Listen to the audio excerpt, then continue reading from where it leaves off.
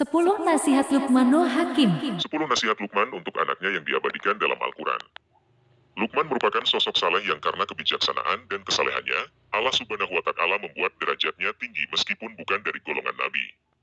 Kebijaksanaan kata-kata Luqman bahkan diabadikan dalam Al-Quran surat Luqman yang patut diikuti manusia hingga kini.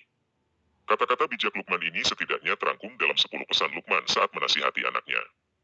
Adapun nasihat-nasihat tersebut adalah: 1. Peringatan dari dosa syirik.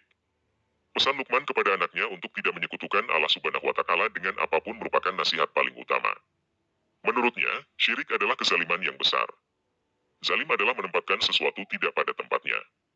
Adapun syirik adalah menyamakan zat Tuhan pencipta yang maha memberi kenikmatan dengan makhluk yang tidak mampu memberi kenikmatan, bahkan tidak bisa berbuat apa-apa. 2. Perintah berbuat baik kepada orang tua.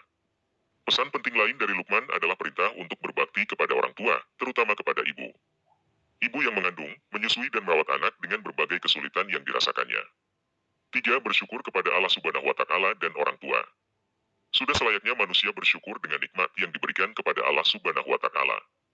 Selain bersyukur kepada Allah, seorang anak juga harus bersyukur atau berterima kasih kepada orang tua atas usaha mereka dalam membesarkan dan mendidik dirinya sejak kecil.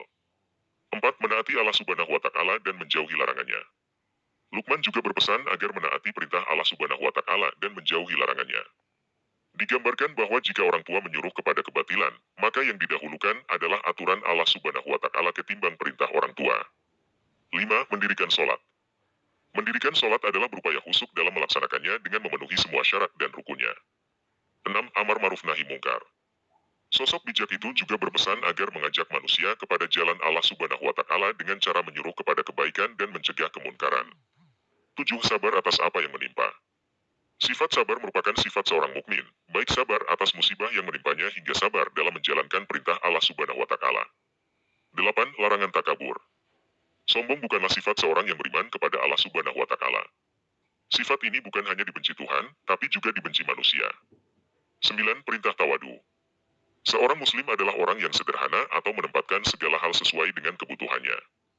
Tawadu adalah sifat yang disukai Allah Subhanahu wa Ta'ala dan juga manusia.